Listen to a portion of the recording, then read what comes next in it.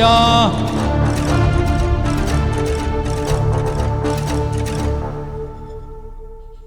பரலோகவாசா வரும் தரும் தேவா, பாதம் வந்தோம் உயர்வுகளடைய, பாதம் வந்தோம் உயர்வுகளடைய. பரலோகவாசா வரும் தரும் தேவா, பாதம் வந்தோம் உயர்வுகளடையவும், பாதம் வந்தோம் உயர்வுகளடைய.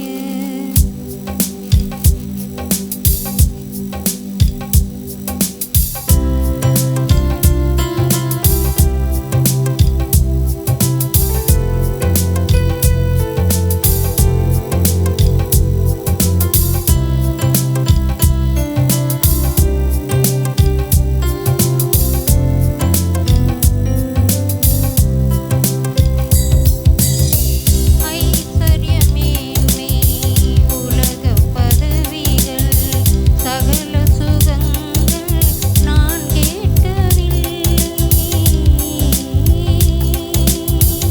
ஐஸ்வர்யமேன்மை உலகப் பதவிகள் சகல சுகங்கள் நான் கேட்கவில்லை.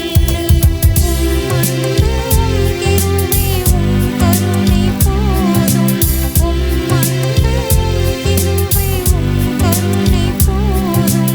உமையன்றி வேறேதும் யாசிக்கவில்லை, உமையன்றி வேறேதும் யாசிக்கவில்லை.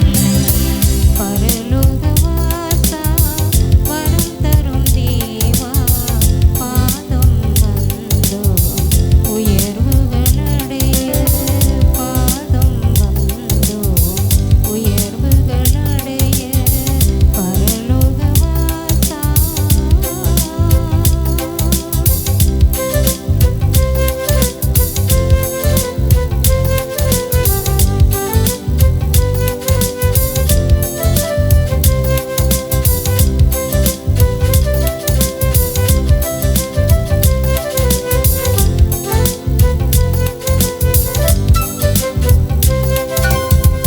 உலகில் என் வாழ்க்கையை நானும் முடித்து, பரலோக ராஜ்யம் சேரும் முன்னேறும். உலகில் என் வாழ்க்கையை நானும் முடித்து, பரலோக ராஜ்யம் சேரும் முன்னேறும். தூதர்கள் உம்மை துதித்து பாடிடும் போது, தூதர்கள் உம்மை துதித்து பாடிடும் போது, ஊரூரமாகிலும் மதருகில் தாரும், ஊரூரமாகிலும் உமதருகில் தாரும்.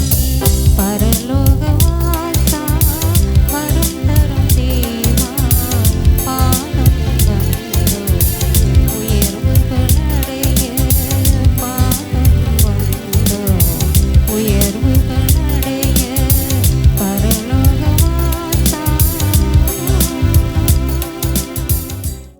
கர்த்தர் நல்லவர்.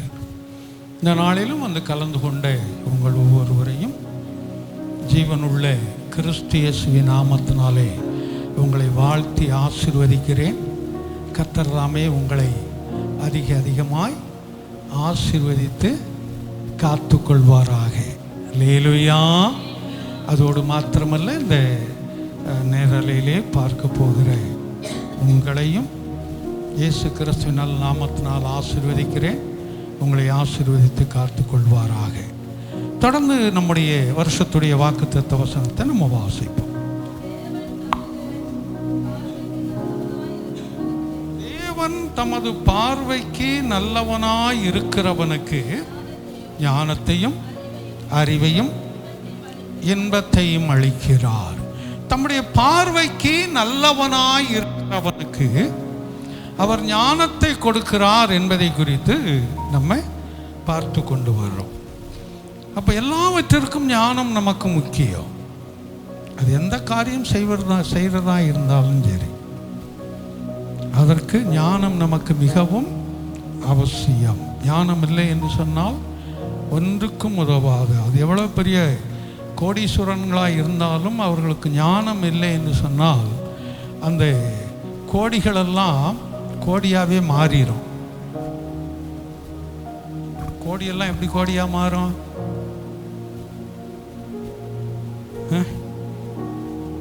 ஒரு கதை சொன்னேன்னு நினைக்கிறேன் ரொம்ப நாளைக்கு முன்னாடி. ஆமாம், கோடீஸ்வரன் ஒருத்தன் சொன்னான்னா, இந்த ஊருக்கு வாங்க, கான் நகர்னு கூட வச்சுக்கோங்களேன், கான் நகருக்கு வாங்க, அங்கே வந்து என்னை கேட்டால் எல்லாருக்குமே தெரியும். எப்படிப்பா கேட்குறது? கோடீஸ்வரன். உன் பேர் என்ன? என் பேர் கோடீஸ்வரன்.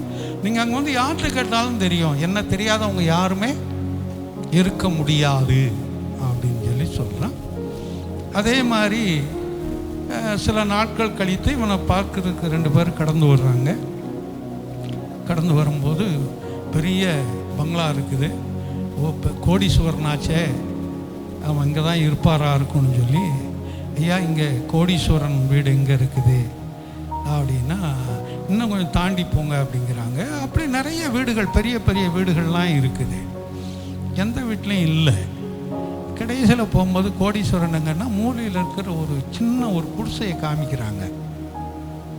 முட்டு சந்தில் இருக்கிற ஒரு குடிசையை காமிக்கிறாங்க. ஆமாம், அதுதாங்க கோடீஸ்வரன் வீடுன்னு சொல்லி அவன் வெளியே எந்திரிச்சு வரான். அதுலேருந்து கோடீஸ்வரன்னு கூப்பிட்டா, என்னடா கோடீஸ்வரன்னு சொன்ன, பெரிய பணக்காரனா கோடீஸ்வரனா இருப்பியான்னு சொன்னால், நீ எங்கே வந்து நின்றுக்கிட்டு இருக்கிற? முட்டு சந்தில் நின்றுக்கிட்டு இருக்கிற அப்படின்னு சொல்லி. அது கொஞ்சம்னா, இது கடைசிப்பா, அந்த தெருவுக்குள்ளே கடைசி, இது கோடி, இது கடைசிங்கிறது கோடி. தமிழில் ஒரு வார்த்தை இது இருக்குது. இந்த புதிய துணிக்கும் கூட கோடின்னு ஒரு பேர் உண்டு. அப்படி கோடினா பல அர்த்தங்கள் உண்டு, அது வேண்டாம் இப்போ. அதனால் கோடி, என் பேர் ஈஸ்வரன், அதனால் கோடி வீட்டு ஈஸ்வரன், அதனால் கோடீஸ்வரன் வச்சுட்டாங்க என்ன அப்படின்னா. அதனால் ஞானம் இல்லை என்று சொன்னால் அவன் கோடீஸ்வரனாக இருந்தாலும் எப்படி மாறிடுவான்? எப்படி மாறிடுவான்? பெரிய மாட மாளிகையிலே கார்கள் பங்களா வைத்து, ஆமாம், எவ்வளவு பெரிய வீடுகளில் அவன் வாழக்கூடியவனாய் இருந்தாலும் ஞானம் இல்லாமல் போகும் என்றால் உண்மையாகவே அவன் எதுவாய் மாறிவிடுவான்? கோடி வீட்டில் தங்கக்கூடியதான குடிசைவாசியாய் மாறிவிடுவான். அதனால் அந்த ஞானம் பிரதானமான ஒன்று நமக்கு. அல்லேலூயா, கர்த்தர் சிறந்தவர். இதை குறித்து கடந்த வாரத்தில் பார்த்து எதை முடித்தோம் ஞாபகம் இருக்கா?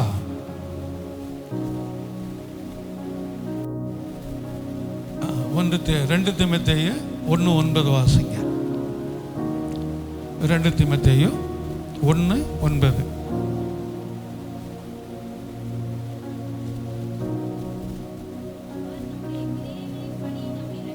அவர் நம்முடைய கிரியையின்படி நம்மை ரட்சிக்காமல் தம்முடைய தீர்மானத்தின்படியும் ஆதி காலம் முதல் கிறிஸ்து இயேசுவுக்குள் நமக்கு அருளப்பட்டனா அர்த்தம் என்ன? கொடுக்கப்பட்ட. அருளப்பட்டனா கொடுக்கப்பட்ட. அதாவது நாம் எதிர்பார்த்தது கிடைத்தது, அவ்வளோதான். நாம் விரும்பினது நடந்தது, அதுதான் அருளப்பட்டது அப்படின்னு சொல்றது. அருளப்பட்ட கிருபையின்படியும் நம்மை ரட்சித்து பரிசுத்த அழைப்பினாலே அழைத்தார். பரிசுத்த அழைப்பினாலே அழைத்தார். இதை குறித்து நம்ம கடைசியாய் பார்த்து முடித்தோம். இன்றைக்கு வேறொரு பகுதியை வாசிக்கலாம். யாக்கோபு 4:6. அவர் அதிகமான கிருபையை அளிக்கிறாரே. அதிகமான கிருபையை அளிக்கிறாரே, இல்லையா? அதிகம் என்றால் என்ன? அதிகம்னா என்ன?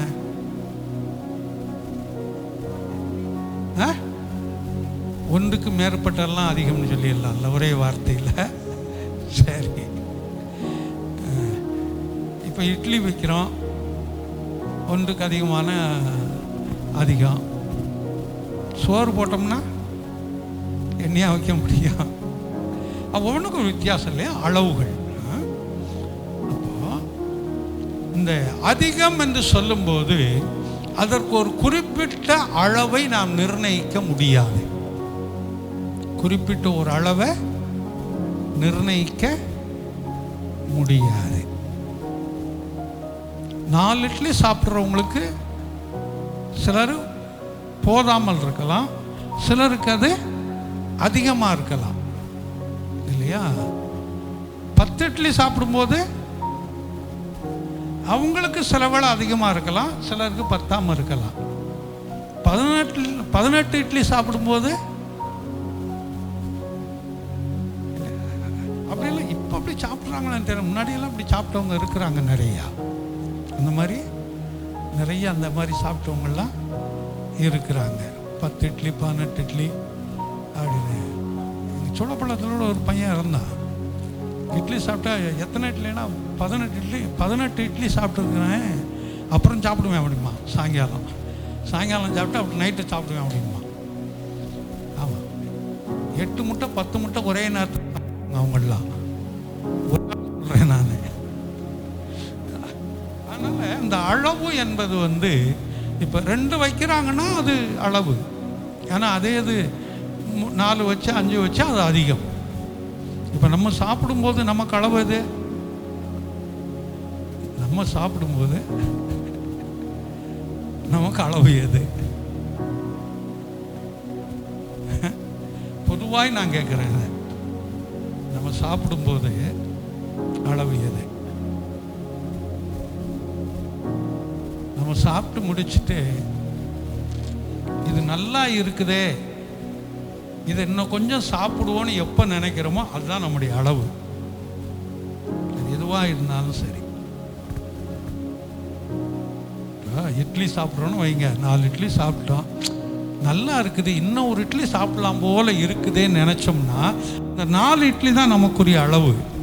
இந்த 5வது இட்லி அடிஷனல் நமக்கு. இது இப்படி எதுவாக இருந்தாலும் சரி, அதில் தான் அங்கே பிரச்சனையே ஆரம்பிக்கும். அதில் தான் பிரச்சனையே ஆரம்பிக்கும். நல்லா இருக்குன்னு சொல்லிட்டு அதுக்கப்புறம் அது பிரச்சனையை கொண்டு வரும்.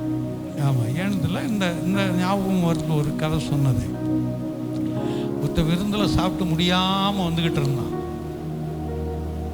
நண்பன் பார்த்தான், என்னடா இப்படி வர ஒரு மாதிரி சோகமாக தள்ளாடி வர்ற மாதிரி. என்ன இல்லைடா, ஃபுல்லாக சாப்பிட்டேன்டா, வயிறு ஃபுல்லாக இருக்குது, ஒன்றுமே நடக்க முடியல, மூச்சு வாங்குது, பேசுறது கூட மூச்சு வாங்குது, ரொம்ப முடியலன்னு. ஏண்டா இவ்வளோ சிரமப்படுற, கையை ஓட்டி வாந்தி எடுத்துடுறா, முடிஞ்சு போச்சு, அதுக்கப்புறம் நீ ஃப்ரீயாக போகலான்னு சொல்லி.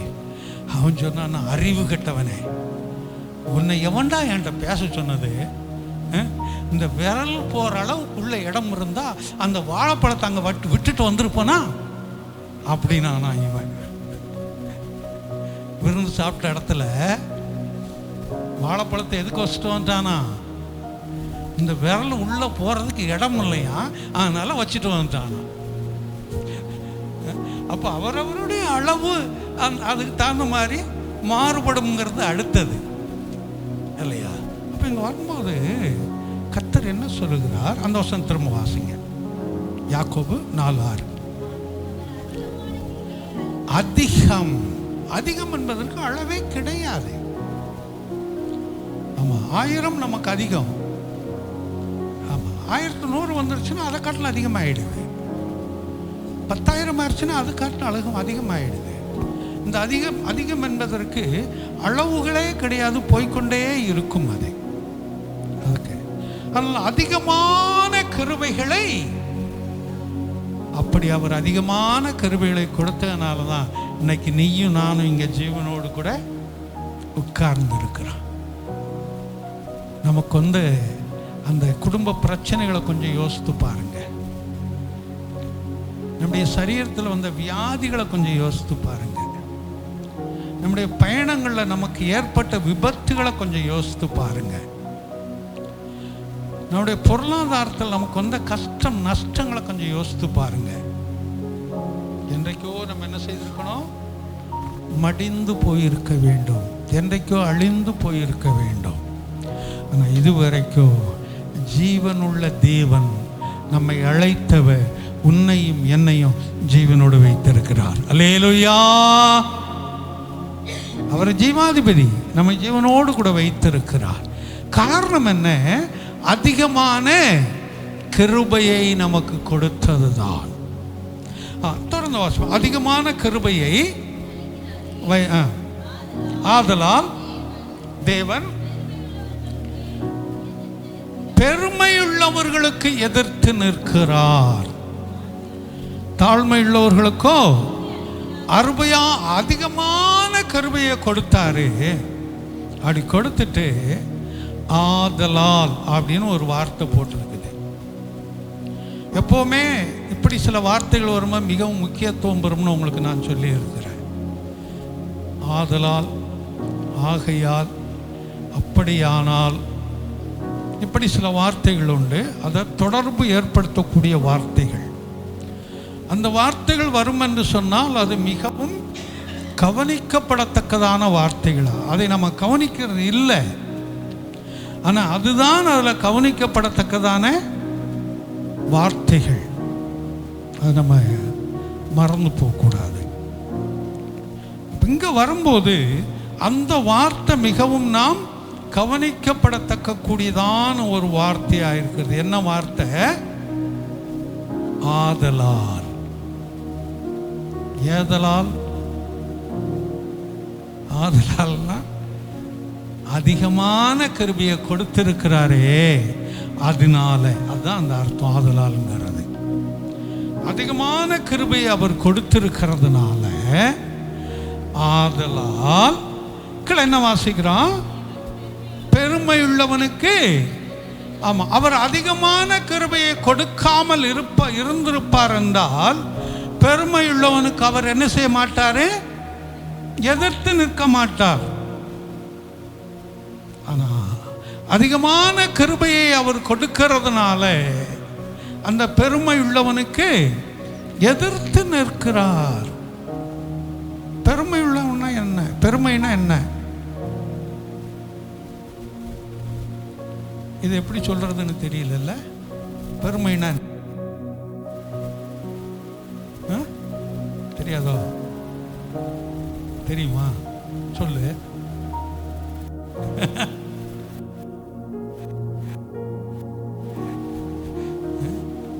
என்னப்பா தெரியுமா? தெரியாதுல்ல. எதுக்கு தெரியும்னா சொல்லுவாங்க, தெரியாதுன்னா ஒரே வார்த்தையில் முடிஞ்சு போச்சு. எதுக்கு அது? பெருமைன்னா இப்போ நமக்கு தெரியும் அது இல்லையா? ஆமாம். இப்போ பாஸ் பண்ணிட்டாங்க, அதாவது படித்தவங்க பாஸ் பண்ணுறது வேற, படித்து எழுதுகிறவங்க பாஸ் பண்ணுறதுங்கிறது வேற. படிக்காமலே இருந்தவங்க பாஸ் பண்ணிட்டாங்க, அவங்களுக்கு உடனே என்ன ஆகும்? ஒரு அது ஆணாக இருக்கிறாங்களோ பெண்ணாக இருக்கிறாங்களோ அது வேற. அவங்களுக்கு என்ன தலகால் புரியாதுன்னு சொல்லுவாங்க. தலகால் புரியலை, பாஸ் பண்ணிட்டான் பாரு அப்படின்னு சொல்லி அவங்களுக்கு ஒரு அந்த சொல்கிறது ஒரு பெருமான்னு சொல்லுவாங்க. இது அந்த சூழ்நிலைக்கு இடத்திற்கு தகுந்தாற் போல அது மாறிக்கொண்டே வரும் அந்த பெருமைங்கிறது. இப்போ நம்முடைய வாழ்க்கையில் அவர் பெருமை உள்ளவனுக்கு எதிர்த்து நிற்கிறார். பெருமை இருக்க வேண்டிய இடத்துல நம்ம இருக்கணும், தவறில்லை. இப்போ கர்த்தர் நமக்கு ஒரு காரியத்தை செய்தார் அப்படின்னு சொன்னால் அதில் நாம் பெருமைப்பட்டு மற்றவர்களுக்கு சொல்லும் போது தவறில்லை. எந்த காரியமாக இருந்தாலும் சரி, அது சரீர ஆசீர்வாதமோ குடும்ப ஆசீர்வாதமோ இல்லை தனிப்பட்ட நம்முடைய சரீரத்தில் வரக்கூடியதான ஒரு ஆசீர்வாதமோ வேலைகள் தொழிலில் ஒரு ஆசீர்வாதமோ எதுவாக இருந்தாலும் கர்த்தர் நமக்கு செய்த நன்மையை மற்றவர்களுக்கு சொல்லும் போது அதில் பெருமை வருவது தவறல்ல. ஆனால் அது கர்த்தர் கொடுத்தார் என்பதை விட்டு, கர்த்தரால் வந்தது என்பதை விட்டு என்னுடைய சுயத்தினால் வந்தது, என்னுடைய பலத்தினால் வந்தது, நான் ஓடுகிறேன், ஆடுகிறேன், நான் சம்பாதிக்கிறேன், என்னுடைய ஞானத்தினால் இதை நான் வாங்கினேன், என்னுடைய ஞானத்தினால் எனக்கு இது கிடைத்தது என்று நாம் பிறரிடத்தில் அதை சொல்லிக் கொண்டு இருப்போம் என்றால் அதுதான் அங்கே என்னவாய் மாறுகிறது? பெருமையாய் மாறுகிறது. ஆமாம். இன்றைக்கு அதிகமாக நான் ஏற்கனவே சொன்னது போல கடந்த வாரம் சொன்னான்னு நினைக்கிறேன், நம்முடைய பெருமையெல்லாம் எதில் இருக்கும் தெரியுமா? நான் ஒரு பொருளை வாங்கி விடுவோம் என்றால் அதில் இருக்கும். அது சின்ன பொருளோ பெரிய பொருளோ. ஒரு ஒரு உலக ஆசீர்வாதங்கள் சுருக்கமாய் சொல்ல வேண்டுமென்றால், உலக ஆசீர்வாதங்களை எவ்வளவு நாம் பெற்றுக்கொள்கிறோமோ அதிலே நாம் பெருமை கொள்ளக்கூடியவர்களாக இருப்போம், அதிலே பெருமை பேசிப்போம். இல்லைங்க, வீட்டில் அந்த அந்த சவப்பெட்டி ஓட்டை விழுந்துருச்சு, புது சவப்பெட்டி ஒன்று வாங்கி வச்சுருக்குறேங்க அப்படின்னு சொல்லி பெருமை பேசிக்கிட்டு இருப்போம். அது எவ்வளோ பெரிய சவப்பெட்டிங்க, அது 2 பேரை உள்ளே வைக்கலாங்க. சவப்பெட்டினா தெரியுமா என்னது?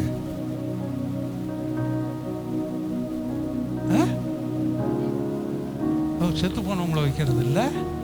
என்னதுப்பா சவப்பெட்டினா? வீட்டுகளில் இருக்கிற சவப்பெட்டியை கேட்டேன், வாங்கி வச்சுட்டு இருக்கோமா? ஃப்ரிட்ஜுக்கு பேர் தான் சவப்பெட்டி. எந்த அளவுக்கு ஃப்ரிட்ஜில் இருக்கிற பொருளை எடுத்து நாம் சாப்பிட்றோமோ அவ்வளவும் நம்முடைய ஆயுசு நாட்களை குறைக்கக்கூடியது. அதிலும் குறிப்பாக ஒரு 4 நாள் 5 நாளுக்கு மேலே உள்ள இட்லி தோசைக்குள்ள மாவுகளை எடுத்து நாம் உள்ளே வச்சு எடுத்து சாப்பிட்டோம்னா அதே விஷமாய் மாறுகிறதா. கேன்சர் வருவதற்கும் சுகர்கள் வருவதற்கும் அது காரணமாய் மாறுகிறதுன்னு இப்போ லேட்டஸ்ட்டாக கண்டுபிடிச்சிருக்கிறாங்க. பர்டிகுலராக இட்லி மாவு அரைச்சி 1 வாரம் 2 வாரம் வச்சுக்கிட்டு நம்ம சாப்பிட்றோம்னு சொன்னால் அது கேன்சரை உருவாக்குகிறதுன்னு இப்போது லேட்டஸ்ட் அறிவியல் கண்டுபிடிப்பில் கண்டுபிடிச்சிருக்கிறாங்க. அதனால் அந்த ஃப்ரிட்ஜுக்கு பேர் என்ன வச்சுருக்கிறாங்க இப்போ? சவப்பெட்டி. சவப்பெட்டி எதுக்கு தான் உதவும்? டெட் பாடியை வைக்கிறதுக்கு தான். டெட் பாடிக்கு இன்னொரு பேர் என்ன? மம்மி. யாரெல்லாம் வீட்டில் அம்மாவை உயிரோடு இருக்கிறவங்கள செத்து போனவங்கன்னு சொல்லிக்கிட்டு இருக்கிறவங்களே தெரியலை. ஏன்னா மம்மின்னு கூப்பிட்றவங்க நிறையா இருக்கிறாங்கல்ல. அம்மாவை என்னன்னு கூப்பிடுவாங்க? மம்மின்னு. மம்மின்னா என்ன அர்த்தம்? மம்மின்னா என்ன அர்த்தம்? என்ன சரி, செத்து போன அந்த சடலங்களை பாடம் பண்ணி வைக்கிறாங்கல்ல. அதாவது 100கணக்கான வருஷம் 1000கணக்கான வருஷத்துக்கு முன்னாடி மரித்து போனவர்களை பாடம் பண்ணி அது கட்டு போகாமல் இருக்கிறது வச்சிருப்பாங்க. அப்படிப்பட்ட சரீரங்களுக்கு பெயர் தான் மம்மி. அப்படிப்பட்ட சரீரங்களுக்கு பேர் தான் மம்மி. அதனால் உயிரோட சோறு செஞ்சு போடுற அம்மாமாரெல்லாம் இன்னைக்கு மம்மி நாங்கள் பசங்க, நீ செத்து போனவனுக்கிட்டு இருக்காங்க. ஏன்னா அதுதான் இன்னைக்கு கௌரவமாக இருக்குது இல்லை? சரி, நான் அதற்குள்ளே கடந்து போடுறது எங்கேயோ போய்கிட்டு இருக்குது. அப்போ இங்கே வரும்போது அந்த பெருமை உள்ளவனுக்கு கர்த்தர் என்ன செய்கிறார்? எதிர்த்து நிற்கிறார். இந்த ஒரு சில காரியங்களுக்கு மட்டும்தான் கர்த்தர் எதிர்த்து நிற்கிறார்னு வரும் வேதத்தில். எதுக்குன்னு தெரியுமா உங்களுக்கு? எதுக்குன்னு தெரியுமா? ஆளுக்கு ஒன்று சொன்னீங்கன்னா வந்துடும், அது முடிஞ்சு போச்சு. என்ன கொஞ்சம் வாசிக்கிறது யோசித்து பார்க்கணும். பேக்கில் எடுத்துக்கொண்டு வைக்கிறோம் வீட்டில், அடுத்து ஞாயிற்றுக்கிழமை வரும்போது இங்கே எடுத்துகிட்டு வரோம். எங்கே இருக்குன்னு தேட வேண்டியது இருக்குது. விக்கிரக ஆராதனைக்கு அவர் எடுத்து நிற்கக்கூடியவர். விக்கிரக ஆராதனை என்றால் சுருக்கமாக தேவனுக்கு முதலிடம் கொடுக்காதபடி வேறு எதுக்கு முதலிடம் கொடுத்தாலும் விக்கிரக ஆராதனை, அவ்வளோதான். ஏன்னா நம்ம இன்னைக்கு சிலையை வச்சு வணங்குறதில்லை, சொரூபத்தை வச்சு வணங்குறதில்லை. தேவனுக்கு முதலிடம் கொடுக்காதபடி எதுக்கு முதலிடம் கொடுத்தாலும் அது விக்கிரக ஆராதனைக்குள்ளாய் வந்துவிடும். ஒன்று. அடுத்தது வேசித்தனத்திற்கு நிற்கிறார். வேசித்தனத்திற்கு எதிர்த்து நிற்கிறார். அடுத்தது பொருளாசைக்கு எதிர்த்து நிற்கிறார். அடுத்தது இங்க வரும்போது பெருமை உள்ளவனுக்கு இப்படி ஒரு சில காரியங்களுக்கு மட்டும்தான் அவர் ஏற்று நிற்கிறாரு. கொஞ்சம் நீங்கள் அதை வாஸ்து பார்த்தீங்கன்னா உங்களுக்கு தெரியும். சரி, இங்கே ஆதலால் பெருமை உள்ளவனுக்கு அவர் கிருபையை அதிகமாய் கொடுக்கிறதுனாலே பெருமை உள்ளவர்களுக்கு எதிர்த்து நிற்கிறார். ஆவிக்குரிய காரியத்தில் என்னைக்கு நம்ம பெருமை பாராட்டுறோம்? இத்தனை அதிகாரம் இன்னைக்கு வாசித்தேன், எனக்கு ரொம்ப சந்தோஷமாக இருக்குன்னு சொல்லக்கூடியவங்க எத்தனை பேர்? இல்லை, இவ்வளோ நேரம் ஜெபம் பண்ணேன், எனக்கு அது மகிழ்ச்சியாக இருக்குன்னு சொல்கிறது எத்தனை பேர்? இல்லையா? ஆவிக்குரிய காரியத்தில் இன்னைக்கு இத்தனை பேருக்கு நான் சுவிசேஷத்தை அறிவித்தேன், எத்தனை பேர்? அது நம்ம வீட்டில் எந்த சின்ன ஒரு டப்பா வாங்கினா கூட நான் ஒரு புது டப்பா வாங்கியிருக்கேன், இது போல் யார்கிட்டையுமே இல்லை பாருங்கள், இருக்குதானே, எங்கேயும் கிடைக்குதான்னு பாருங்க நம்ம சொல்லிக்கிட்டு இருப்போம். இது இயல்பு, நேச்சுரல் இல்லையா? ஆனால் நம்முடைய ஆவிக்குரிய காரியத்தில் நம்ம வளர்ச்சியை குறித்து எப்போ நம்ம பெருமை பாராட்டி இருக்கிறோம்? கர்த்தர் அதை விரும்பக்கூடியது, அதை எதிர்பார்க்கிறார். அதனால இங்கே பெருமை உள்ளவனுக்கு அவர் எதிர்த்து நிற்கிறார், தாழ்மை உள்ளவர்களுக்கோ கிருபை அளிக்கிறார். தாழ்மை உள்ளவர்னா அதுக்காக நம்முடைய தாழ்வு மனப்பான்மை நமக்கு வேண்டாம். தாழ்வு மனப்பான்மை நமக்கு வேண்டாம். ஐயோ அது இப்படி ஆயிடுச்சு, இது இப்படி ஆயிடுச்சு, ஐயோ அந்த இடத்துக்கு போனால் எனக்கு இது தெரியாது, இந்த இடத்துக்கு போனால் அது எனக்கு தெரியாது, என்ன ஒரு மாதிரி பார்ப்பாங்களே, இல்லை நான் இப்படி ட்ரெஸ் பண்ணியிருக்கிறேனே, அப்படி ட்ரெஸ் பண்ணியிருக்கேனே, என்ன ஒரு மாதிரி பார்ப்பாங்களே, அதெல்லாம் நம்ம யோசிக்கணுங்கிற அவசியம் இல்லை. எங்கள் சொந்தக்காரங்கள்லேயே ரெண்டு மனநிலைமை உள்ளவங்க இருக்கிறாங்க. எங்கள் அத்தை பசங்க 2-3 பேர் இருக்கிறாங்க. அதில் ஒருத்தர் இறந்துட்டார், 2 பேர் இறந்துட்டாங்க. அதில் ரெண்டு பேர் பர்டிகுலராக ஒருத்தர் இறந்துட்டார், இன்னொரு பையன் இருக்கிறான். இப்போ நானே என்ன எடுத்துக்கங்களேன், நான் கொஞ்சம் ஒரு மாதிரி பழைய ட்ரெஸ்ஸாக அழுக்கு ட்ரெஸ்ஸாக போட்டு போகிறேன்னு சொன்னால் என்னை பார்த்து அப்படி பார்க்காத மாதிரி ஒதுங்கி அப்படி போயிட்டு இருப்பாங்க. அந்த ரத்த சொந்தங்களை நான் சொல்ல வர்றேன். வேற ஒருத்தர் வர்றாங்கன்னு வைங்களேன், இப்போ யாபேஸ் தான் வர்றாங்கன்னு வர்றாங்களேன், இப்படி முட்டெல்லாம் கிழிச்சு துடையெல்லாம் கிழிச்சு பின்னாடி கிழிச்சிருக்கா என்னன்னு தெரியல, அது எந்திரிச்சு நிற்கும் போது தான் பார்த்தா தான் தெரியும். அப்படி முன்னாடி பின்னாடியெல்லாம் கிழிச்சு கொஞ்சம் ஸ்டைலாக வர்றாங்கன்னு வைங்களேன், அவங்கள பார்த்து ஹலோ வாங்க எப்படி இருக்கிறீங்க, என்னைக்கோ ஒரு நாள் பார்த்துருப்பாங்க, எப்படி இருக்கிறீங்க, நல்லா கிழிச்சு போட்டிருக்கீங்க, முன்னாடி எல்லாம் சூப்பராக இருக்கு அப்படிம்பாங்க.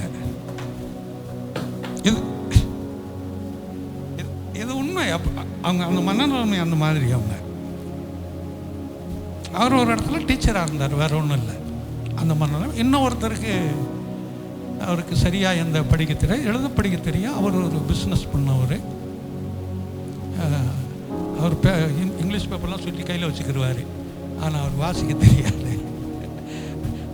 அவர் ஒரு பிஸ்னஸ் மேனாக இருந்தவர். அவரும் அதே மாதிரி மனநிலைமையில் உள்ளவர். ஆனால் எங்கள் வீட்டில் மறித்து போன ஒரு அண்ணா உண்டு, நான் 2 பேர், இன்னொரு அண்ணன் இருக்கிறாரு. நாங்கள் 2 பேரும் எங்கள் சொந்தம்னு வந்தாங்கன்னு சொன்னால், தெரிஞ்சவங்கன்னு வந்தாங்கன்னா, அவங்க எப்படிப்பட்டவங்களாக இருந்தாலும் சரி அவங்ககிட்ட நின்று என்ன எப்படி இருக்கிறீங்க, நல்லா இருக்கிறீங்களா அப்படின்னு ஒரு வார்த்தை கேட்டு தான் போய்கிட்டே இருப்போம். இப்போ வரைக்கும் எங்கள் அண்ணன் மறிக்கிற வரைக்கும் அவர் நல்ல போஸ்டிங்கில் இருந்தவர் தான். மறிக்கிற வரைக்கும் அவர் சொந்தம் தெரிஞ்சவங்கன்னு சொன்னால் பார்க்காத மாதிரி போகக்கூடியதான சூழ்நிலை நின்று பார்த்து போகணும். என்னுடைய நிலைமை நம்மை காட்டிலும் கீழாக இருக்கிறவங்ககிட்ட நம்ம இருக்கிற வசதியை பேச வேண்டாம் நான் நினைக்கிறேன். நம்மை காட்டிலும் கீழாக இருக்கிறவங்ககிட்ட நமக்கு இருக்கிற வசதியை பேச வேண்டாம்னு நினைக்கிறவன் என் மனநிலைமை. அது ஏன் தெரியுமா? அப்படி சொன்னோம்னா என்ன ஆகும்? நான் அந்த ஒரு செல்லு ஒன்று வாங்கினேன், இமான் வாங்கி கொடுத்தாங்க. இது அநேகருக்கு தெரியாது, ஒரு சிலருக்கு மட்டும்தான் இது புது செல் நான் வாங்கினேன்னு தெரியும். இது வாங்கி ஆயிடுச்சு, இப்போ ஒரு 7-8 மாதம் ஆச்சு. கொஞ்சம் விலை அது சரி, அது வேண்டாம். இப்போ இது ஒரு சிலருக்கு தான் இது தெரியும், நான் எல்லாத்தையும் சொல்கிறது இல்லை. அடுத்தது இந்த செல்லு என் பாக்கெட்டில் நான் வெளியில் எடுத்தால் தான் என் செல்லு இருக்குன்னே மற்றவங்களுக்கு தெரியும். நான் எடுத்துல எந்த இடத்துலையும் செல்லுகளை எடுத்து உபயோகப்படுத்துறது இல்லை, மரவில் தான் வச்சுருப்பேன். ஒரு ஃபங்க்ஷனுக்கு ஒரு இடத்துக்கு போயிருந்தேன். நான் போயிருந்த வீட்டுக்கு ஒரு ஊழியக்கார் வந்திருந்தார். அது ஒரு ஊழியக்கார குடும்பம். அந்த ஊழியக்காருடைய குடும்பத்தை சார்ந்தவர் வந்திருந்த ஊழியக்காரர். அந்த குடும்பத்திற்குரிய ஒரு சின்ன ப்ரேயர் மீட்டிங். அதுக்காக முன்னாடி சேர் போட்டிருந்தாங்க. நான் உட்கார்ந்தேன். எனக்கு பக்கத்தில் அந்த ஊழியக்கார் உட்கார்ந்துருந்தார். வந்தவர் அவங்க ரத்த சொந்தம் அவர்களுக்கு. 2 செல்லை எடுத்து டேபிளில் வச்சார். பாட்டு பாடிக்கிட்டு இருக்காங்க, பாட்டு நடத்திக்கிட்டு இருக்காங்க. அவர் வாட்ஸ்அப் ஃபேஸ்புக் பார்த்துக்கிட்டு இருக்காரு. எனக்கு பக்கத்தில் உட்காந்து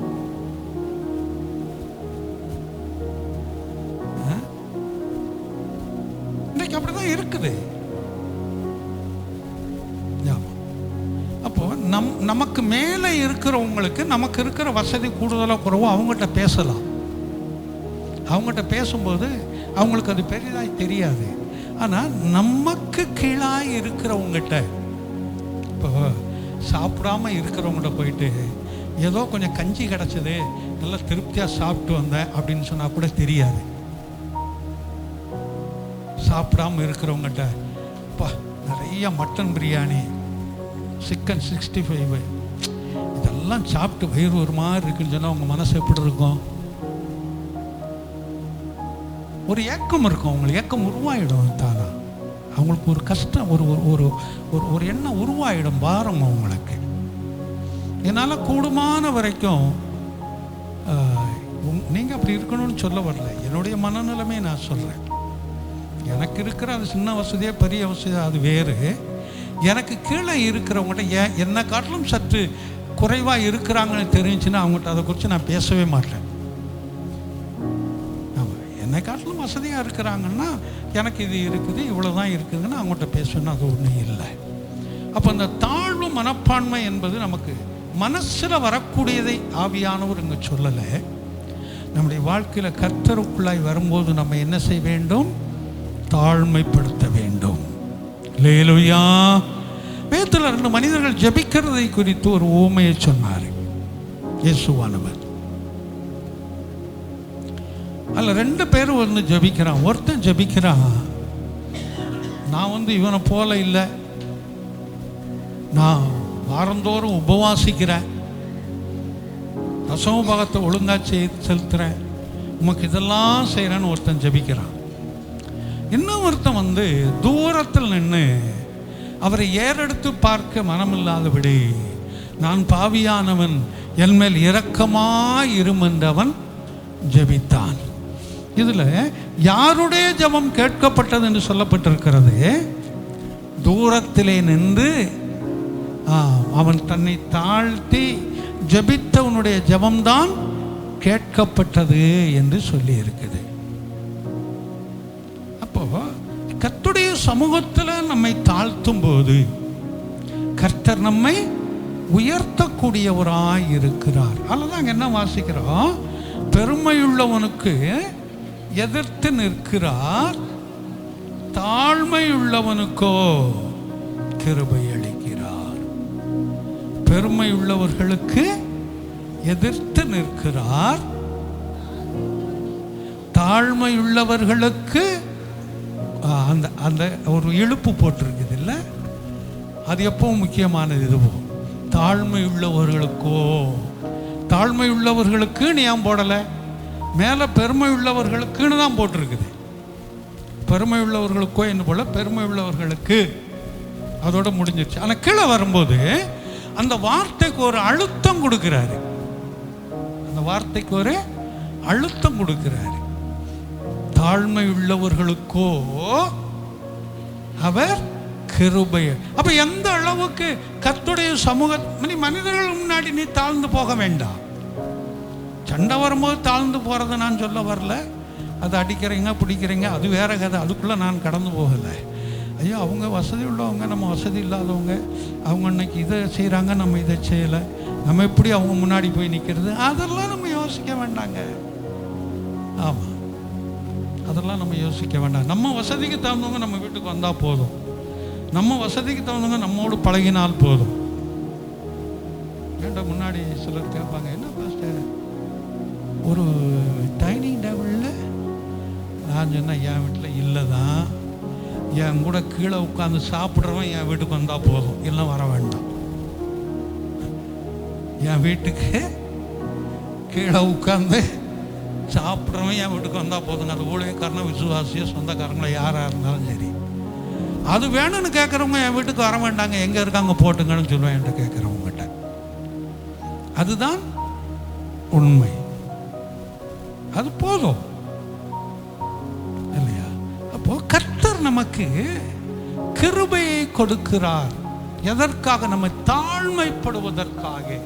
கர்த்தருக்குள்ளாய் நம்மை தாழ்மைப்படுத்தும் போது கர்த்தர் நம்மை உயர்த்தக்கூடியவராய் இருக்கிறார்.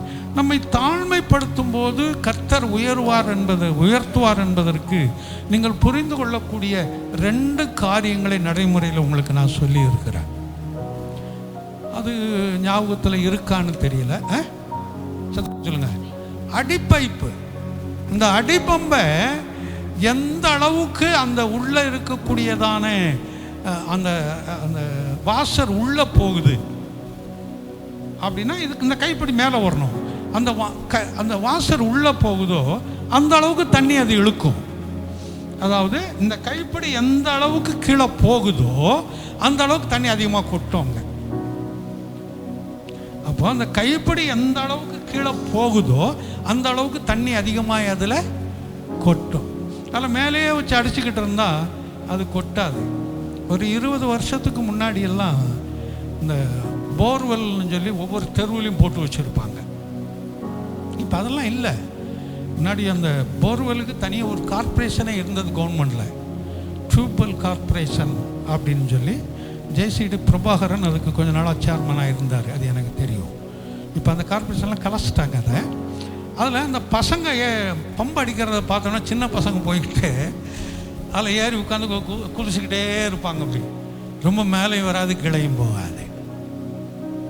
அதில் தண்ணி கொட்டிக்கிட்டே இருக்கும், சொருக்குன்னு. பெரியவங்க போய் அடித்தாங்கன்னு சொன்னால் 4 அடியில் அது நிறையும்.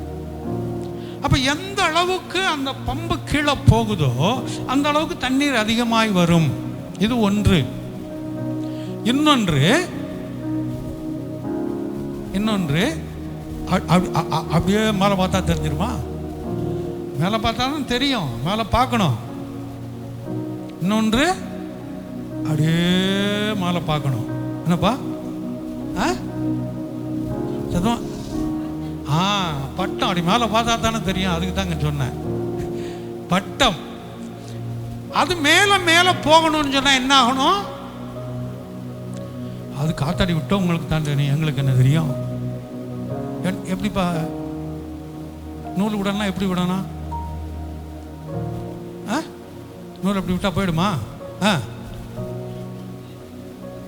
இழுத்து விட்டா போயிடுமா?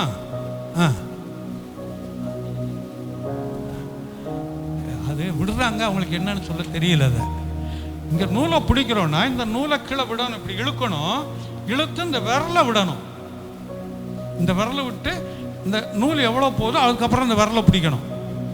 மேலே இருக்கிற விரலை நூல் அப்படியே பிடிச்சி இழுத்து விட்டுக்கிட்டோம்னா நின்ன இடத்துல தான் நிற்கும். அது மேலேருந்து கீழே இழுக்கணும். இழுத்து இந்த விரலை விடணும், இந்த நூல் மேலே போயிடும். அது எந்த இடத்துல கையில் இருக்குதோ அந்த இடத்துல பிடிச்சிக்கணும். இதே மாதிரி அது இழுத்து, அது தெரியாது பசங்களுக்கு பார்க்கறதுக்கு, ஒரே மாதிரி இருக்கிற மாதிரி தான் இருக்கும். இப்படி மேலையும் கிடையாது அது போய்கொண்டே இருக்கும் என்று சொன்னால்தான் அது தூரத்திற்கு கடந்து போகும். அப்போ எந்த அளவுக்கு இந்த நூல் கீழே இறங்குதோ அந்த அளவுக்கு காத்தாடி மேலே போகுது. பார்க்குறவங்களுக்கெல்லாம் என்ன தெரியும்? காத்தாடி மேலே போகிறது மட்டும்தான் தெரியும். முன்னாடியெல்லாம் காத்தாடி விடுறதுக்கு ஒரு விழாவை இங்கெல்லாம் வச்சாங்க, சென்னையில் இப்போ வைக்கிறது இல்லை. அந்த ரெட் ஹில்ஸ் பக்கத்தில் ஒரு மைதானம் இருக்குது, பெரிய இடம். அந்த இடத்துல காத்தாடி விடுறதுக்குன்னு ஒரு ஃபங்க்ஷனை வச்சாங்க. எல்லாரும் போய் காத்தாடி விடலான்னு. இப்போ அது கிடையாது, அது விட்டாங்க. அதனால் அந்த காத்தாடி பறக்கிறது தெரியுமே தவிர இந்த நூலோ இல்லாவிட்டால் இந்த இழுக்கிறதோ அவங்களுக்கு தெரியாது. அப்போ எந்த அளவுக்கு அந்த நூல் கீழே இறங்குதோ அந்த அளவுக்கு காத்தாடி மேலே போய்கிட்டே இருக்கும் அல்லேலூயா. அதே போல தான் நம்முடைய வாழ்க்கையில் எந்த அளவுக்கு கர்த்தருக்குள்ளாய் நம்மை தாழ்த்த கற்றுக்கொள்கிறோமோ, திரும்பவும் சொல்கிறேன், உலக மனுஷருக்குள்ளாய் உங்களை நீங்கள் தாழ்த்த வேண்டாம். உலக மனிதருக்குள்ளாய் நீங்கள் இருக்கிற வசதியோடு இருங்க. ஆமாம், நீங்கள் இருக்கிற வசதி வாய்ப்புகளோடு இருங்க. நல்லா சாப்பிடுங்க, நல்லா துணி உடுத்துங்க, நல்ல பயணங்களை அமைத்துக் கொள்ளுங்கள், உங்களுடைய வசதி வாய்ப்புகளை நீங்கள் தேடிக்கொள்ளுங்கள். அது நல்லது. ஆமாம், மற்றவங்கள்ட்ட போய் பிச்சைக்கார மாதிரி நிற்க வேண்டாம். நம்ம நல்லவர்களாகவே இருப்போம். வீட்டில் சாப்பிட்றோமோ இல்லையோ, வெளியில் போகும்போது நல்லா போவோம். அது இன்னொரு பக்கம் மைனஸ் பாயிண்ட்டு. அப்படி வெளியில் போகும்போது இவங்க நல்லா வசதியாக இருக்கிறாங்க, இவங்கள்ட்ட ஒரு 10,000 கேட்கலாம், இவங்கள்ட்ட 20,000 கேட்கலாம், இவங்களுக்கு என்னங்க குறை? ஏன்னா ஏன்ட்ட சிலர் அந்த மாதிரி கேட்டவங்க லோக்கல் நல்லா இருக்க. அதனால நான் சொல்ல வரேன், நம்ம நிலைமை நமக்கு தான் தெரியும். அதனால் ஆடைகளோ உங்களுடைய இதுகள்லையோ நீங்கள் உங்களுக்கு குறைவாய் காட்டிக்கொள்ள வேண்டாம். அதில் நீங்கள் வசதியாக இருங்க, வசதியாக காட்டிக்கொள்ளுங்கள், வசதியாக இருங்க. ஏதோ ஒன்று அதில் நான் உள்ள வரல. ஆனால் கர்த்தருக்குள்ளாய் வரும்போது நம்மை தாழ்த்த கற்றுக்கொள்வோம். நம்முடைய வசதி வாய்ப்புகளெல்லாம் வீட்டோடு இருக்கட்டும். சபைக்குள்ளாய் வரும்போது நம்மை கர்த்தருக்குள்ளாய் என்ன செய்வோம்? தாழ்த்த கற்றுக்கொள்வோம். நம்ம படிப்பு ஒன்றுமே இல்லை, நம்முடைய சரீர பலன் ஒன்றுமே இல்லை, நம்முடைய வசதி வாய்ப்புகள் ஒன்றுமே இல்லை, நம்முடைய சமாதானங்கள் ஒன்றுமே இல்லை. எல்லாவற்றையும் கர்த்தருடைய சமூகத்தில் கர்த்தருக்குள்ளே அர்ப்பணித்து நாம் விட்டு கொடுக்கும்போது அவர் நம்மை அதிகமாய் உயர்த்த போதுமானவராய் இருக்கிறார். அப்போ அந்த உயர்வின் ரகசியம் எங்கே இருக்குது? தாழ்மையில் இருக்கிறது. அழிவின் ரகசியம் எங்கே இருக்கிறது? பெருமையில் இருக்கிறது. இப்போ உதாரணத்துக்கு உங்களுக்கு சொல்கிறேன், அந்த பட்டம் உயரமாக பறந்து கொண்டே இருக்குது. இடையில போகிற அந்த கயிறு, அந்த நூல் துண்டிக்கப்பட்டுருச்சுன்னா என்ன ஆகும்?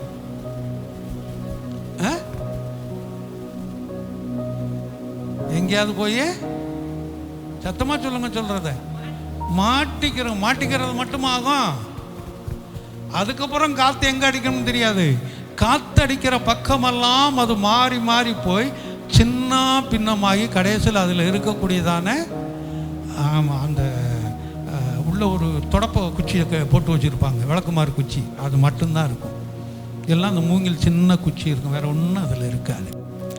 அதுவும் சரியாக பறக்கணும், அதுக்கு என்னமோ சூத்திரமா, அது சூத்திரம் பார்த்து போகணுமா அந்த நூல் கட்டுறது, அப்போ தான் சரியாக பறக்குமா அப்படின்னு சொல்லுவாங்க. எனக்கு தெரியாது இதெல்லாம். ஆமாம், அது பார்த்து போடணுமா, எல்லாம் அது பறக்காது அந்த மாதிரி. அப்போ அந்த நூல் கட்டாயிடுச்சுன்னு சொன்னால் அது சும்மா பறந்து போகுதுங்கிறது மாத்திரம் இல்லை, அது எங்கே போய் எப்படி மாட்டி எவ்வளவு சீரழியுதுங்கிறது தெரியாது. அப்போ அந்த பெருமை படும்போது கிருபை துண்டிக்கப்படும் என்று சொன்னால் அவருடைய வாழ்க்கை எந்த முட்டு சந்தில் போய் நிற்கும் என்பது தெரியாது, எவ்வளவு சின்னாபின்னமாகும் என்று தெரியாது. ஆனால் எவைகள் இருந்தாலும் எப்படி இருந்தாலும் கர்த்தருக்குள்ளாய் நம்மை தாழ்த்த கற்றுக்கொள்வோம். அது நம்மை உயர உயர உயர உயர கொண்டு போய் கொண்டே இருக்கும். அதைத்தான் இங்கே அவர் கோடிட்டு சொல்றாரு. தாழ்மை உள்ளவர்களுக்கோ அவர் கிருபையை அளிக்கிறார். அந்த கிருபை எப்பொழுதும் நம்ம பிடித்துக்கொள்ள கற்றுக்கொள்வோம். இன்னும் 2-3 வசனத்தை வேகமாக சொல்லி நான் இந்த பகுதி அப்படியே முடிக்கிறேன். 103வது சங்கீதத்தில் 4வது வசனத்தை வாசிங்க. 103:4.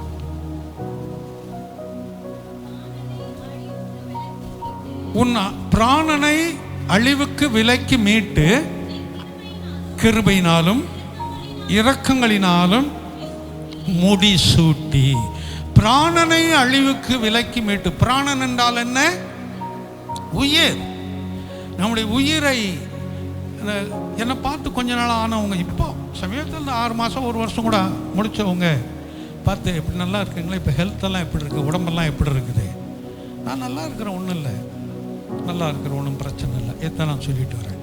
ஏன்னா அந்த கொரோனாவில் பாதிக்கப்பட்டவர்களுக்கு தெரியும், தெரிந்ததுனால அந்த பிரச்சனை வைத்து இன்னும் கேட்கக்கூடியவர்கள் உண்டு. எப்படி இருக்கு? நல்லா இருக்கிற ஒன்றும் பிரச்சனை இல்லை என்று நான் சொல்லி கொண்டு வரேன். சிஸ்டரை கேட்பாங்க, சிஸ்டர் எப்படி இருக்கிறாங்க? ஆவிக்குரியபடி நல்லா இருக்கிறாங்க, சரீரப்பிரகாரமாக பலவீனமாக இருக்கிறாங்க. அவங்க ஆவிக்குரியபடி என்ன செய்கிறாங்க, என்ன எப்படி இருக்கிறாங்க, ஆவிக்குரியபடி உற்சாகமாக இருக்கிறாங்க, நல்லா இருக்கிறாங்க. ஆனால் சரீரப்பிரகாரமாக பலவீனம் இருக்குது. இதைத்தான் நான் உங்களுக்கு சொல்கிறேன் சொல்லும்போது. அப்போது நம்முடைய ஜீவனை அவர் என்ன செய்தார், கூட்டி கொடுத்தார். அதில் வரும்போது என்ன வாசிக்கிறோம், பிராணனை அழிவுக்கு விலக்கி காத்தார். நம்முடைய உயிருக்கு விரோதமாய் வந்ததானே சேதங்களை எல்லாம் நமக்கு விலக்கி காத்தார். அல்லேலூயா. எவ்வளவோ பிரச்சனைகள் நமக்கு, விபத்துகள், வியாதி, கொடூரங்கள், என்னைக்கோ மரித்திருக்கணுங்கிற நிலைமைகள், அதிலிருந்தெல்லாம் கர்த்தர் நம்மை மீட்டார். மீட்டு என்ன செய்தாரா, கிருபையினாலும் இரக்கங்களினாலும் முடிசூட்டி. முடிசூட்டினா என்ன, இந்த நாரதர் கொண்டுங்க போடுவாங்களே, அங்கே ஒரு அம்மா போடுவாங்க, இப்போ போடுறதில்ல போல இருக்கு. நாரதர் கொண்ட சிலவில் வீட்டில் இருக்கும்போது போடுவாங்களா என்னன்னு தெரியல, இங்கே வச்சுக்கிறது முடிய அந்த நாரதர் கொண்ட, அதுக்கு பேர் தான் நாரதர் கொண்டாம்பாங்க. முடிசூட்டுறதுனா என்ன,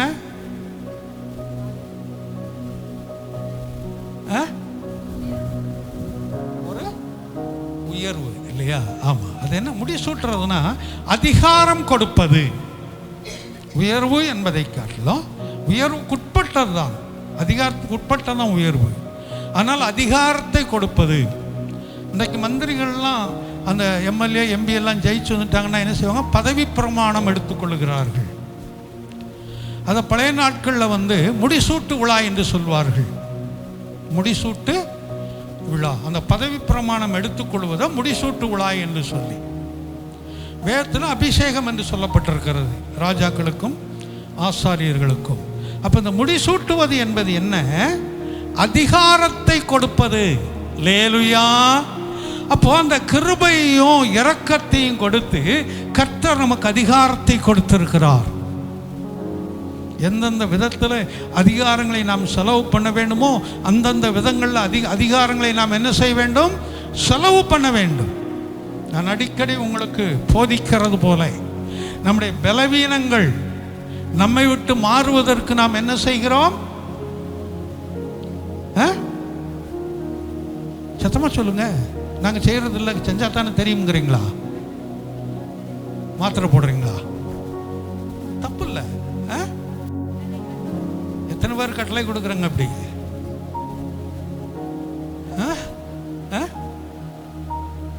எத்தனை பேர் கட்டளை கொடுக்குறீங்க, கொடுக்கணும். அதுக்கு எவ்வளோ காசு கொடுக்க போறீங்க, எவ்வளோ பணம் கொடுக்க போறீங்க, ஒன்றும் இல்லை. ஜபிக்கிறோம் சரி, அது கூட எத்தனை பேர் ஜபிக்கிறீங்கன்னு தெரியாது, ஜபிக்கிறோம் சரி. ஆனால் நம்முடைய பலவீனத்துக்காக அது மாறும்படியாய் நாம் கட்டளை கொடுக்க வேண்டும். என் பலவீனமே என்னை விட்டு போ. ஏன்னா வேதம் அதை நம்ம கற்றுக் கொடுக்கிறது. இந்த மலையை பார்த்து நீ பேர்ந்து சமுத்திரத்திலே தள்ளுண்டு போய் என்று சொன்னாலும் அது தள்ளுண்டு போ என்று நீ சொன்னாலும் கட்டளை. உன் பிரச்சனைக்கு நீ கட்டளை கொடுக்கணும். இந்த என் பிரச்சனையே என்னை விட்டு போ, என் பலவீனமே என்னை விட்டு போ, கட்டளை கொடுக்கணும். அதே மாதிரி ஆசீர்வாதங்களுக்காய் ஜெபம் பண்ணுகிறோம். ஆசீர்வாதங்களுக்கு கட்டளை கொடுப்பது எத்தனை பேர்? என் ஆசீர்வாதமே எனக்கு நேராக இறங்கி வா, கட்டளை கொடுக்க கற்றுக்கொள்ளுங்கள். பிரச்சனை மாறுறதுக்கு மாத்திரம் இல்லை. ஏன்னா இந்த அதிகாரங்களை கர்த்தர் நமக்கு கொடுத்திருக்கிறார், நாம் பயன்படுத்துவோம். நம்ம பயன்படுத்துறதில்லை. அதிகாரங்களை நாம் பெற்றுக்கொள்கிறோம், அதை பயன்படுத்துவதில்லை. பயன்படுத்த கற்றுக்கொள்வோம். அது எந்த ஆசீர்வாதமாக இருந்தாலும் சரி, எந்த விதமான ஆசீர்வாதங்களானாலும் சரி. ஏன்னா ஆசீர்வாதம் என்பது என்ன, ஆசீர்வாதம் என்றால் என்ன, அது தனியாய் நிற்கக்கூடிய ஒரு வார்த்தை அல்ல, அது இன்னொன்றோடு தொக்கி நிற்கக்கூடிய ஒரு வார்த்தை. சரீர சுகம் கிடைத்ததென்றால் அது ஒரு ஆசீர்வாதம். பசியாய் இருக்கிறது என்றால் பசி தீரும்போது அது ஒரு ஆசீர்வாதம். சீக்கிரம் ஜெபிச்சு இப்போ வீட்டுக்கு அனுப்பிச்சிட்டீங்கன்னு சொன்னால் அது ஒரு ஆசீர்வாதம் இல்லையா? அப்போ அந்த ஆசீர்வாதம் என்பதை நாம் தனியாய் பிரித்து சொல்லவே முடியாது. அது இன்னொன்றோடு தொக்கி நிற்கக்கூடியது. அப்போ நமக்கு எது தேவை, அந்த காரியத்துக்கு நம்ம கட்டளை கொடுக்கணும். இந்த ஆசீர்வாதமே எனக்கு நேராய் புறப்பட்டு வா, இந்த பலவீனமே என்னை விட்டு புறப்பட்டு போ, இப்படி அதற்கு அதிகாரம் கொடுக்க நாம் கற்றுக்கொள்ளணும். ஏன் அதிகாரம் கொடுக்க கற்றுக்கொள்ளணும்? கர்த்தர் அந்த அதிகாரத்தை உனக்கும் எனக்கும் கொடுத்திருக்கிறார். அல்லேலூயா. விசுவாசிப்போம், விசுவாசிப்போம். மரணமும் ஜீவனும் நாவின் அதிகாரத்தில் இருக்கிறது. அதில் பிரியப்படுகிறவர்கள் அதனுடைய கனியை புசிப்பார்கள். அப்போ நம்ம கட்டளை கொடுக்க கற்றுக்கொள்வோம். அந்த நம்முடைய பிரச்சனைகள் மாறுவதற்கு மாத்திரமல்ல, நம்முடைய ஆசீர்வாதத்திற்காக கட்டளை கொடுப்போம். நிச்சயமாக கர்த்தர் அதை நமக்கு மாற்றி கொடுப்பார். நான் இன்னொரு வசனத்தை சொல்லி முடிக்கிறேன். எபிரேயர் 12:15 வாசிக்கலாம். எபிரேயர் 12:15. ஒருவனும் தேவனுடைய கிருபையை இழந்து போகாதபடிக்கு யார்தொரு கசப்பான வேரும் முளைத்தெழும்பி கலக்கம் உண்டாகிறதுனால் அநேகர் தீட்டுப்படாதபடிக்கு ஒருவனும் வேசிக்கள்ளனாகவும் ஒருவேளை போஜனத்திற்காக சேஷ்டபுத்திர பாகத்தை விற்று போட்ட ஏசாவை போலவும் சீர்கட்டவனாகவும் எச்சரிக்கையாயிருங்கள். இதில் அநேக காரியங்களை சொல்லியிருக்குது. முதல் வரியில் ஒருவனும் தேவ கிருபையை இழந்து போகாதபடிக்கு. அல்லேலூயா. அந்த தேவ கிருபையை இழந்து போகாதபடிக்கு இருக்கணுங்கிறதுனால தான் அதிகமான கிருபையை நமக்கு கொடுக்கிறாரே. பட்டம் பறக்கும்போது அந்த நூலாகிய கிருபை அருந்து போகாதபடி, கட்டாகாதபடி நாம் காத்து கொள்வோம். அவருக்குள்ளாய் நம்மை தாழ்மைப்படுத்துவோம், அவருக்குள்ளாய் நம்மை தாழ்த்துவோம். கர்த்தர் நிச்சயமாய் நம்மை உயரத்திலே கொண்டு வருவார். அதற்காகத்தான் கிருபையினாலும் இரக்கங்களினாலும் நம்மை முடிசூட்டக்கூடியவர், அந்த அதிகாரத்தை நமக்கென்று கொடுக்கக்கூடியவர். நிச்சயமாக அதை கொடுப்பார். அப்படி கண்களை மூடுவோம், கர்த்தர் நோக்கி பார்ப்போம். நம்முடைய கர்த்தராகிய இயேசு கிறிஸ்துவின் கிருபையும் பிதாவாகிய தேவனுடைய அன்பும் பரிசுத்த ஆவியானுடைய ஆலோசனை வழிநடத்தலும் சமாதானம் நம் அனைவரோடும் கூட வர தடைப்பட்ட கர்த்தருடைய பிள்ளைகளோடு கூட வேலைகள், தொழில்கள், படிப்போடு கூட இன்றும் சதா காலங்கள் நிலைத்திருப்பதாக. ஆமென். அல்லேலூயா, அல்லேலூயா. கர்த்தர் தாமே உங்களை ஆசீர்வதிப்பாராக. ஆமென்.